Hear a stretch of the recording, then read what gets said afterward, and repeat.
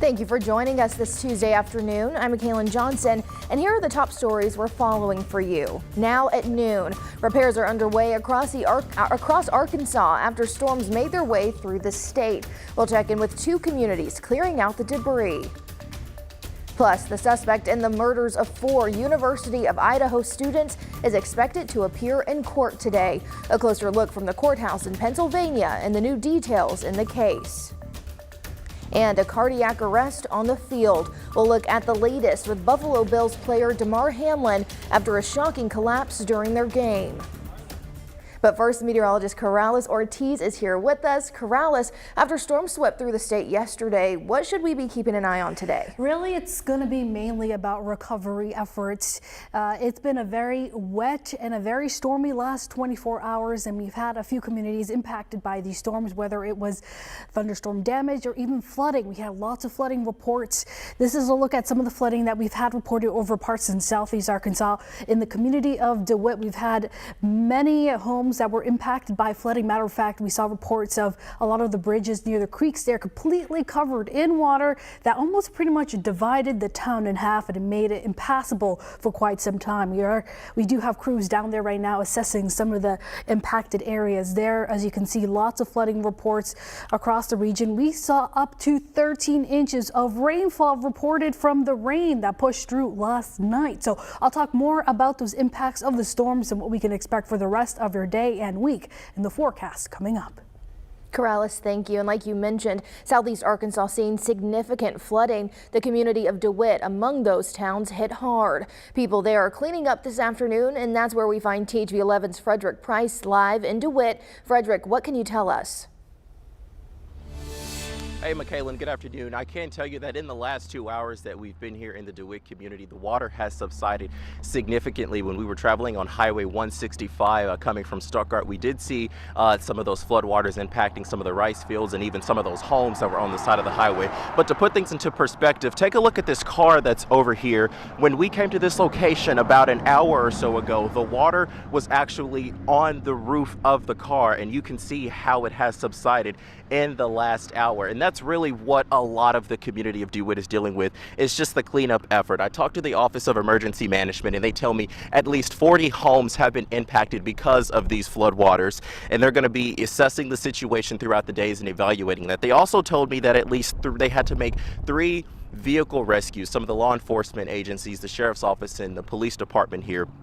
At one point, I'm also told 12 inches of rainfall fell, so clearly had a big impact on this community. We talked to the chief earlier, who says they had to make several home rescues as well because of those high floodwaters.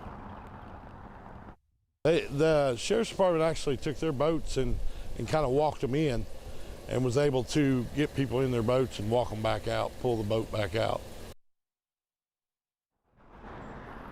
Now, at this point, the cleanup effort is on for the community of DeWitt. The chief of police that you just heard there told me that they're going to be assessing the damage throughout the days, and once they know more, then they're going to start assisting those families that need that assistance. But today, there were some people that had to go to the police department because they couldn't get to their homes. Perhaps they had to be rescued from their homes, and so that's the situation here in DeWitt. We're going to be here all day assessing the situation and trying to get more information. For now, though, we're live in DeWitt this afternoon. Frederick Price, THV 11 News. Mackailyn, back to you.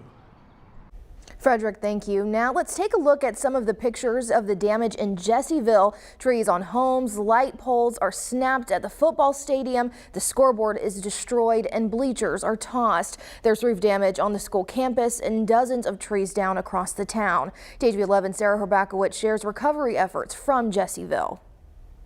A possible tornado hitting Jessieville, Arkansas, where crews are still working to clean up the damage, leaving behind down power lines, trees, and damaged buildings. That includes the Jessieville High School, where students were inside when the storm hit.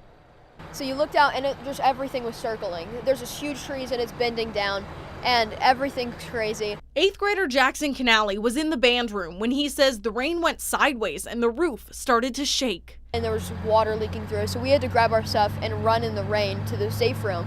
That safe room is the reason Jessieville Superintendent Melissa Spears says everyone in the school community is safe tonight. All of our students have made it home safely tonight. I had 2 staff members who have suffered some minor injuries. A lot of the credit goes to my staff for doing what they know to do to protect our kids. And that protection is something Jackson's mom is grateful for when every second counts. We got the warning, but I mean, it wasn't even enough time to get clothes on when he was like, it's already hit us. I am beyond relieved that everybody is okay. It's definitely a scary moment. Following the damage, Jessieville schools will be closed Tuesday, all as community members work to help around about a dozen other homes and businesses that were damaged in Monday's storm. We live in a wonderful community, and it's amazing to see how our community steps up, reaches out, shows up, our emergency personnel. Reporting in Jessieville, Sarah Horbakowitz, THV 11 News. Now, if you have any video of the possible tornadoes, the Garland County Sheriff's Office asks that you send it to them as they work with the National Weather Service to determine the strength of the storm. The district and school is currently assessing damage this afternoon to decide if virtual days will be needed for the rest of this week. And right now, the number of power outages is still high, but falling, especially in southeast Arkansas. The current map from poweroutage.us shows outages affecting just under 6,000 customers across the state, mostly in southeast Arkansas. This afternoon, that number climbed as high as 9,400. Outages are growing in Ashley, Deshay, Drew, and Washita counties in South Arkansas. And remember, you can stay up to date on the latest weather and get breaking news and severe weather alerts by downloading the THV 11 app. There you'll find radar as well as live newscasts. It's free on your app store. The suspect in the killing of 4 University of Idaho students is due in a Pennsylvania courtroom this afternoon. Brian Kohberger is expected to waive his extradition rights and could be quickly moved to Idaho to face charges. Michael George is at the courthouse with the latest.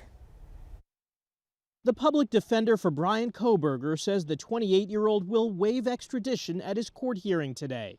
The suspect in the November killings of 4 college students could then be in Idaho in less than 72 hours to face first-degree murder charges. Law enforcement sources say forensic analysis links him to the crime. But over the weekend, Idaho authorities asked the public to help them understand the motive. We had already received 400 calls into the tip line. Kohberger lives in Washington state, 15 minutes from the home where the 4 victims were stabbed to death. The criminology student was arrested at his parents' home in eastern Pennsylvania Friday. FBI agents tracked Kohberger from Washington state to here in eastern Pennsylvania. They say Kohberger took the 2,500-mile road trip with his father in a white Hyundai, the same make and model of a car spotted near the murder scene. Kohberger's family said in a statement they promote his presumption of innocence, but also care deeply for the 4 families who have lost their precious children. There are no words that can adequately express the sadness we feel, and we pray each day for them. The father of victim Kaylee Gonzalez says this is the first bit of joy they've had in 7 weeks. We hope they picked the right guy, and that gives us hope, and we haven't had hope for a long time. There's still no word on whether Kohberger knew the victims. After he's charged in Idaho, authorities are expected to release more details about the case and unseal the probable cause affidavit. Michael George, CBS News, Stroudsburg, Pennsylvania. Now closer to home, police have now located the body of a missing Sherwood man. We first told you last night at 10 that North Little Rock police found a body in North Little Rock. Today we've learned that person was 27-year-old Brock Welch. His body was found near the 1200 block of Gregory Street. That is on the east of Interstate 30 between East Broadway and I-40. Police say Welch went missing on December 29th.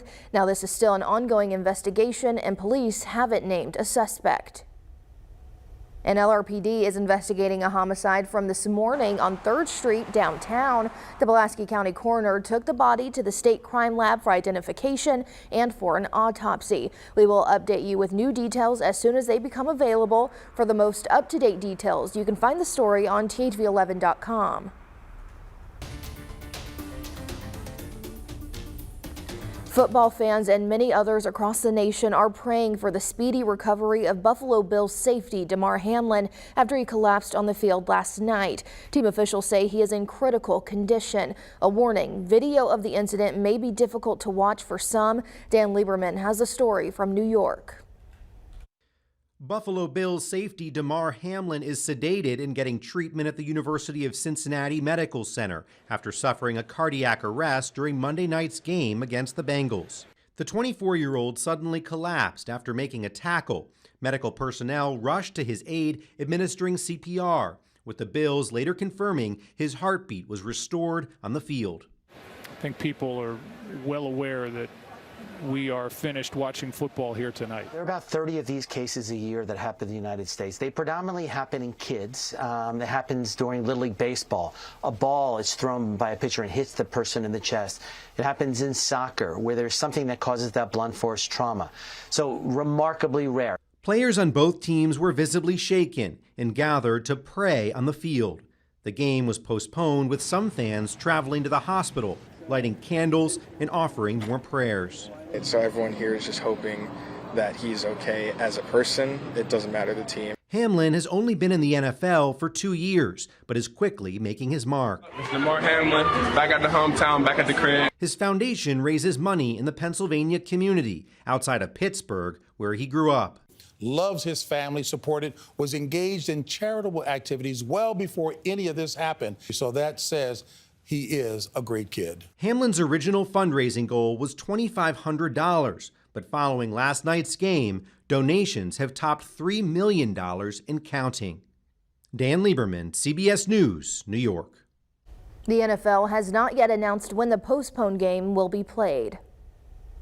Now, thousands of people lost luggage over the holidays. After the break, you'll hear from one woman who went to great lengths to get her stuff back. Corrales?